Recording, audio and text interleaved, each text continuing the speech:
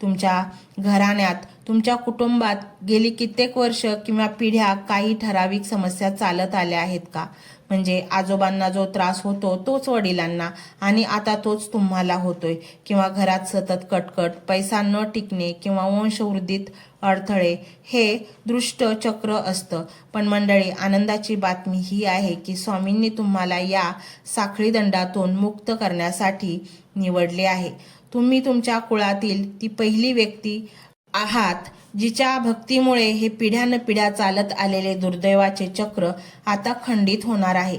स्वामींची नजर ज्याच्यावर पडते त्याचं प्रारब्ध सुद्धा थरथर कापतं आणि रस्ता बदलतं. लोक म्हणतात नशिबात जे लिहिलंय ते भोगावंच लागतं, पण हे सामान्य लोकांसाठी आहे. स्वामींच्या लेकरांसाठी नियम वेगळा आहे.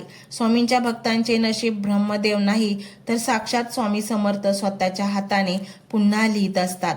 त्यामुळे माझे नशीबच फुटके हे वाक्य आजपासून डिक्शनरीमधून बाहेर काढून टाका, कारण आता तो लेख पुसून तिथे श्री स्वामी समर्थ अशी मोहर उमटली आहे.